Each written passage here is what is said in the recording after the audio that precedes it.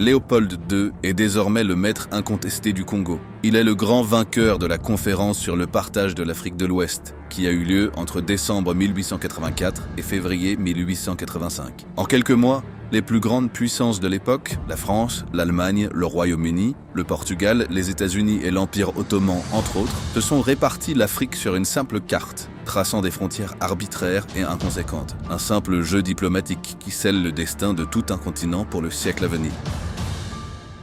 Le 15 novembre 1884, Otto von Bismarck pénètre dans l'une des salles de sa chancellerie. Il y a réuni les représentants des plus grandes puissances européennes. L'objectif est clair, réguler la colonisation et le commerce en Afrique afin d'éviter un conflit direct entre les nations rivales. Parmi les figures marquantes de la conférence, Alphonse Chaudron de Courcelles pour la France, l'homme qui a convaincu Jules Ferry d'intensifier l'expansion coloniale française. Edward Mallet pour le Royaume-Uni, principal instigateur de l'invasion britannique en Égypte, visant à sécuriser le canal de Suez. Henry Shelton Sanford pour les États-Unis, farouche partisan du projet colonial de Léopold II et acteur clé dans la reconnaissance de l'État indépendant du Congo. Henry Morton Stanley, le célèbre explorateur, présent pour défendre les intérêts de Léopold II dont il est devenu l'homme de confiance après avoir cartographié les terres congolaises. Bismarck, l'unificateur de l'Allemagne, victorieux dans la guerre franco-prussienne de 1870, un des hommes les plus puissants du monde, ouvre la conférence. Il sait que les tensions montent entre les puissances européennes, toutes avides d'étendre leurs empires en Afrique.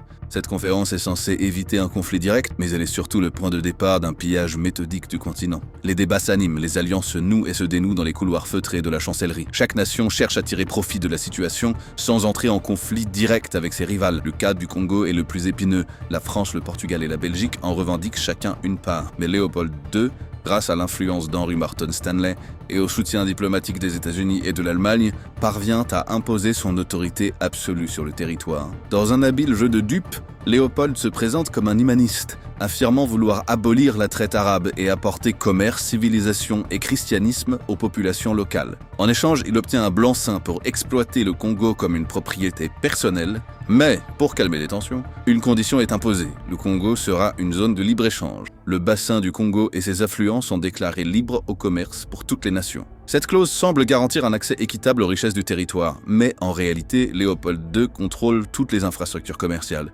notamment les postes de douane et les voies navigables. Le commerce est théoriquement ouvert, mais pratiquement verrouillé par Léopold. Si le Congo est le grand prix de la conférence, il n'est qu'un élément du gigantesque puzzle territorial en train de se former.